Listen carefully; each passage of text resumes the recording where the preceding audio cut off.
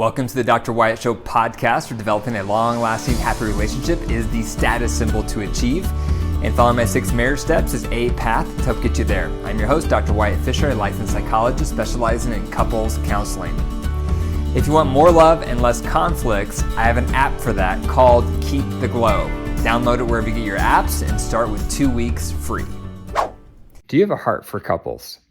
Would you love to join me in lowering the divorce rate?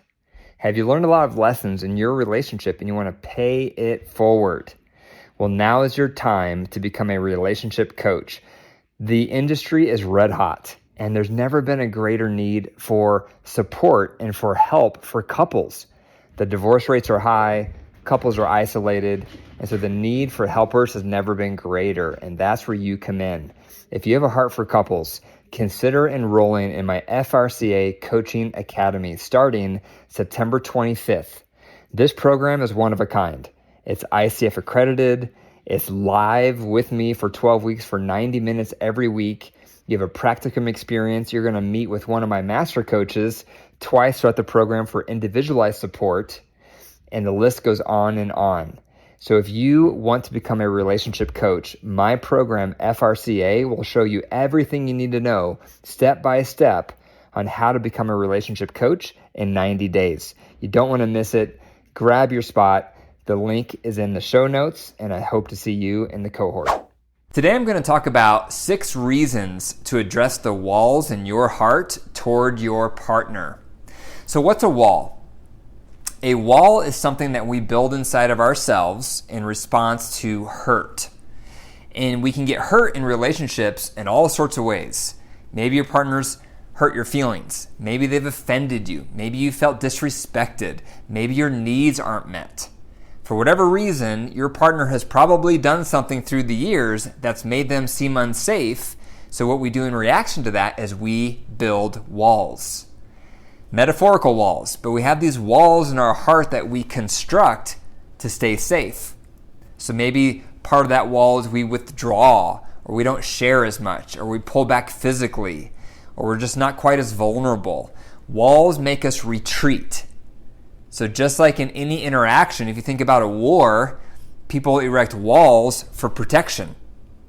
So they're not as exposed, they're not as vulnerable, they're not at risk as much when they have a wall to protect them. And we do this emotionally in our relationships all the time. So the question is, how many walls do you have in your heart toward your partner? Or another way to think about it is, how thick is the wall you have in your heart toward your partner? Is it an inch thick? Is it 6 inches thick? Is it 3 feet thick? Most likely, if you haven't done an ongoing maintenance on your resentments in your relationship, you probably have some walls. So again, today I'm going to talk about 6 reasons to address those walls toward your partner. The first one is that everything else follows your heart. If you have walls in your heart toward your partner, you're not going to want to go on dates with them. You're not going to want to cultivate emotional intimacy with them. You're not going to have sex with them because you have walls in your heart toward them. It's going to block everything else in your relationship because it's hard to cultivate any kind of connection with someone we have walls toward. The second reason is it's going to keep you stuck for years. Walls don't just go away on their own. What happens when we have a wall is we get used to that wall, and then it just stays there. And we learn to work around that wall. But the wall doesn't go away. And a lot of people, because we don't know how to address resentments, or maybe our partner isn't open to discussing the resentments, we don't know what else to do with it, so that wall remains. It stays there in our heart. It's a fortress around our soul. And it can stay there for years and years if we don't address it, if we don't hit it head on, if we don't process through it and try to heal that wall. It will stay there indefinitely because walls are there for your protection. And so they're not going to just automatically, spontaneously disappear. So if you have walls, most likely they're going to be there long term unless you do something about it. Number 3, walls are going to make you lonely. When we're constructing walls and protecting ourselves, and we're walling off our intimacy physically, we're walling off intimacy emotionally, we're pulling back, That's done out of self-protection, but what happens when you're the one constructing those walls is now you're all alone. Because when you have walls in your heart toward your partner, you're guarding yourself. You're not fully present. You're not fully exposing all that you are, and that means you're not really being you. And that's a very lonely existence, to feel like part of me is in this relationship, but part of me is not in this relationship, because that part of me that isn't is behind a wall, because I'm protecting myself. I'm trying to stay safe. And that creates loneliness. That creates this feeling that I'm in this by myself. My partner really doesn't know me. I might desire closer connection, but it's too risky. It's too scary because I have walls to protect myself. I can't get around the walls to connect. Therefore, even though it's to protect myself, I'm all alone. So that's a real lonely experience in a relationship, is to have walls. The fourth reason you want to address your walls is they will get worse with time. So walls don't gradually disappear with time. Actually, they get worse with time, because what happens is these walls get entrenched. And then we just kind of accept those walls, and then we create new dysfunctional normals in our relationship. Well, I guess I just won't talk to her about that topic. Or I guess we just won't cuddle anymore because I just don't feel safe. Or I guess we just won't have sex very often anymore because that's too vulnerable. We create these rules because of the walls, and then we get used to them. We adjust to these new abnormal, dysfunctional normals in our relationship. And so in that way, these walls get worse with time, because we learn to just interact with them, interact with these walls. We learn to interact with our partner in different ways because of the walls, and it becomes our new normal. And you don't want that to become your normal. It's very dysfunctional. Number 5, it's unfair to the relationship. If you have walls in your heart toward your partner may or may not know you have walls. And your relationship will not be healthy with walls. And so it's unfair to the relationship, because no relationship is going to succeed and thrive when there's active walls going on.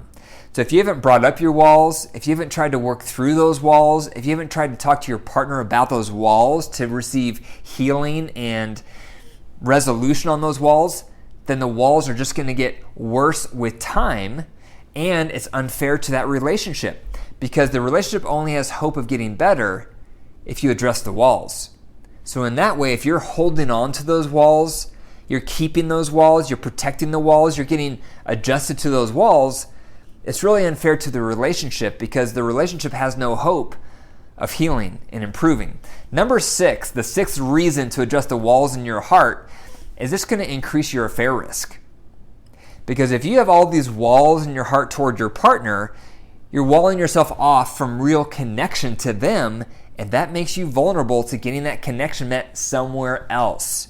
So let's say you're walled off emotionally toward your partner because you've learned it's not safe to be emotionally open toward your partner. And now you're lonely, and now you're vulnerable to getting that need met somewhere else, to start outsourcing. As a reminder, it's always a choice to cheat. No matter how unhappy you are, no matter how lonely you are, no matter what your partner is doing, it's always a choice to cheat. You never can blame your partner on cheating because it's a choice. However, the climate in the relationship that might make you tempted to cheat is often both partners' fault on some level. So if you're walling off and you're not addressing those walls, it does increase your affair risk, your temptation, your susceptibility to want to outsource somewhere else. Maybe you've walled off sexually, and now you're lonely sexually, and now you're tempted to outsource sexually somewhere else. Because we're all wired for connection. We're all wired for closeness. We're all wired for intimacy, emotionally and physically. But if we're walling off toward our partner, we're not going to be able to have those needs met in our marriage, and that does increase our susceptibility to get those needs met somewhere else. And so that is another risk factor if you're holding on to walls. So what do you do? What do you do if you have walls in your heart toward your partner? Well, the first thing you want to do is tell your partner you have walls. Tell them. Say to them, I have some deep-seated walls in my heart toward you that we need to work through. Because if we don't work through these walls, our level of intimacy, emotionally and physically, it's just not going to be there. It's not going to be whole. It's not going to be complete. We're not going to experience oneness and intimacy on any level as long as there's walls. And guess what? They may have walls toward you. You have to also ask your partner on a regular basis, do you have any walls toward me? How thick are your walls? What are those walls about? So this is something I've gone through in my own marriage. So as I've shared before, my wife and I got started off on the wrong foot in marriage.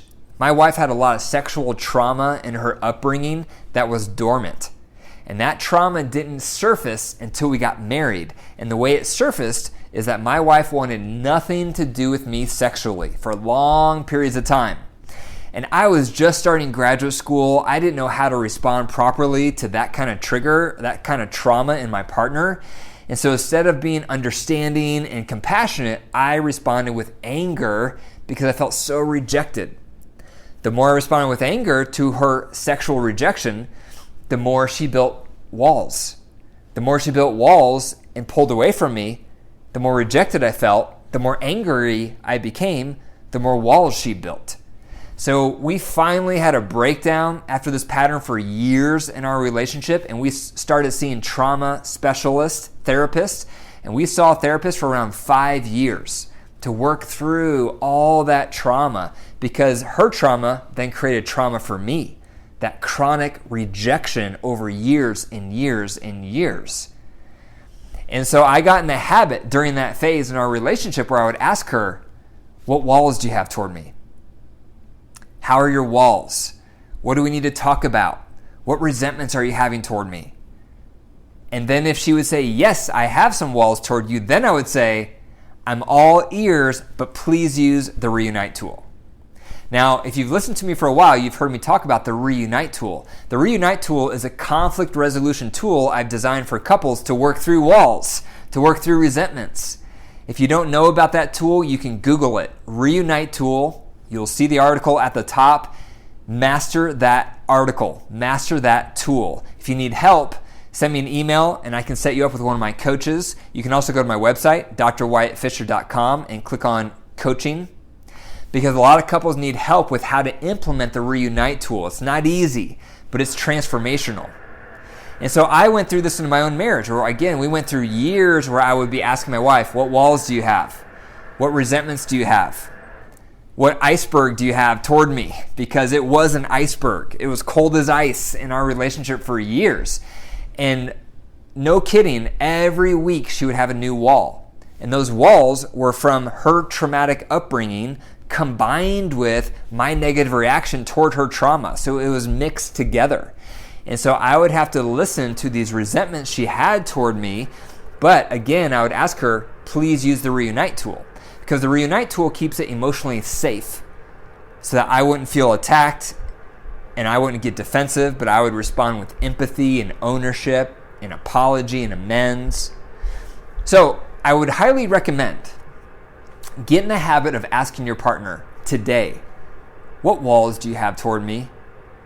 And what areas of your life have you walled off toward me because of something I've done, something I've said in the past? How have I hurt you? What resentments have I caused in you?